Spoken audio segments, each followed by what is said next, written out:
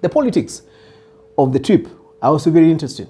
First, it was quite clear that Rigathi Gachagua has consolidated this region behind him.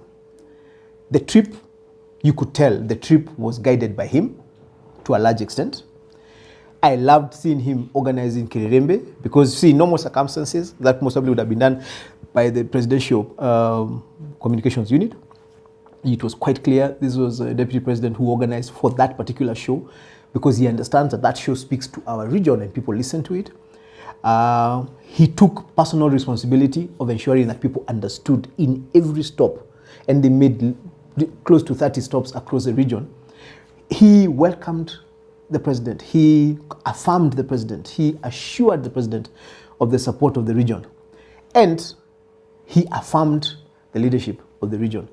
And he integrated, he brought in people. I mean, he did an amazing job of taking over leadership of our region and affirming it and consolidating it around President Ruto. That was brilliant, right? The other thing that was quite interesting in the politics of this trip is a clear message from the region against a handshake with Raila Odinga. It was a running theme across literally every stop that the president and the deputy president had. Even the leaders who spoke were quite clear. This region does not support a handshake, does not support any kind of accommodation by Ruto for Raila Odinga.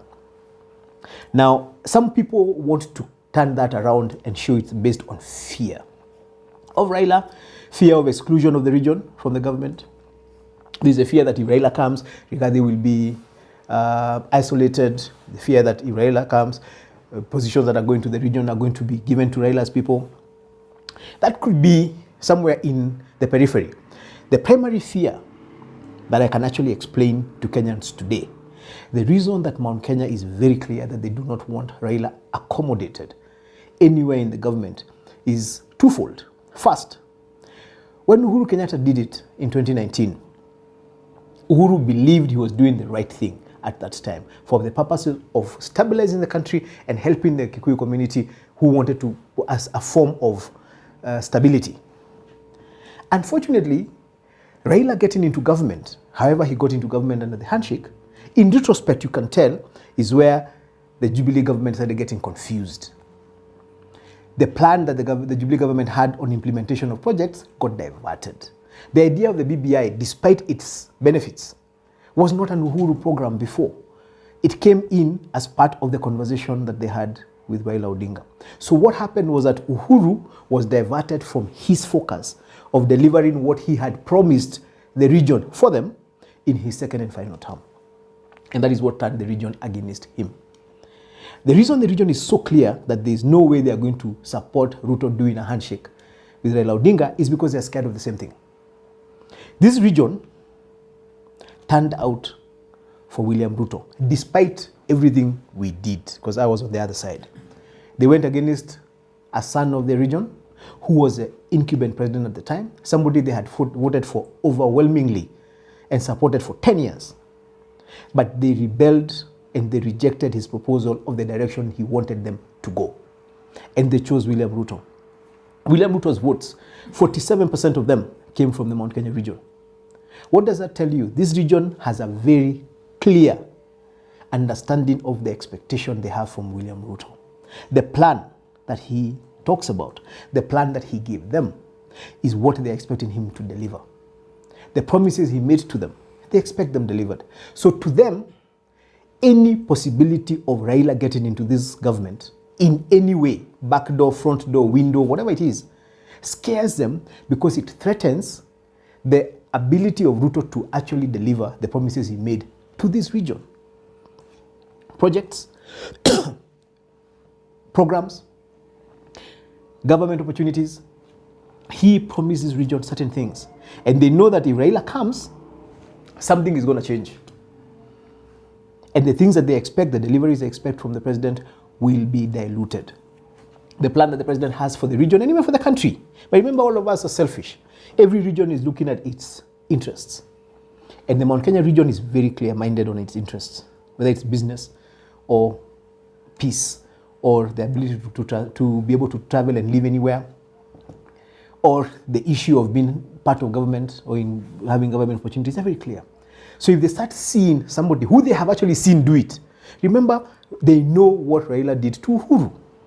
They are not going to support in any way Raila accommodating or being accommodated by Ruto. And it's quite clear, and we are quite comfortable with the fact that President Ruto understood that particular message. It is not fear of having somebody else in the business in the government. It is fear of Raila bringing confusion again into a government that the Kikuyus and the Mount Kenya region has supported and put in office. So what is Raila's option? If I was Raila, I would stay outside government, even for his own sake. He might be saying, oh, this government is not doing a good job. 1 year is done. This is a political process. If I was him, I would be out there pointing out what government is not doing, rather than trying to influence government to do what you want, right? I think it's about time that President Ruto stood up to the bullying Raila has of trying to force every president to accommodate him despite losing. We need to agree that an election is over, a winner is chosen, the losers wait for another chance. That is what we are doing, and I think even Raila needs to accept that he's just an ordinary Kenyan like the rest of us. And he waits for his turn if he wants to run again. It would be very unfortunate if I was out here doing demonstrations and demanding that the guy who became member of parliament for Nyeri share CDF responsibilities with me. And I could do that because I have supporters. But then what does that tell us about our democracy? If we are Democrats, we have to respect democracy. We have to support democracy. We have to accept that there's a winner. And I would urge Raila Odinga to accept that he is now in the opposition and to do his role, to stop trying to get into government. Let Ruto run government. If he fails, it's all right. Raila can use that as his campaign platform for 2027, which is in 4 years. But if he succeeds, the Kenyans will benefit. So I think my particular parting shot would be for President Ruto to stand firm. Do not allow Raila anywhere into your government for whatever reason. Raila is just like us. If Raila has roles, he has opinions about IEBC, he can provide them to government within the structures that exist. The same way business community can provide their ideas of how IEBC should be put together. But we must stop creating extra constitutional means. We really must rub that name out of our vocabulary as a country.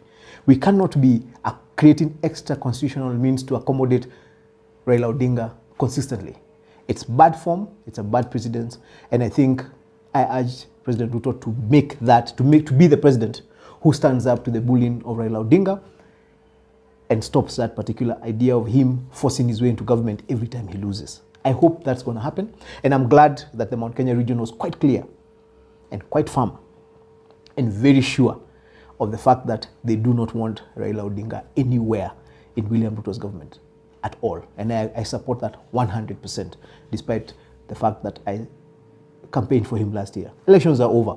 Let Ruto deliver what he promised, as he promised it, without alteration, without dilution, without adjustment.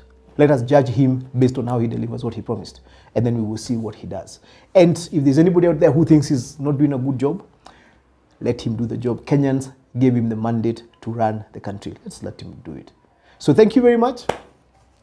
We continue this conversation as always. And again, I want to just thank the government for being in Nyeri County for the period of time. We all appreciate it as business community because we saw the commerce that flowed around our county. And we ask that they come again soon. Thank you. God bless Kenya. God bless you.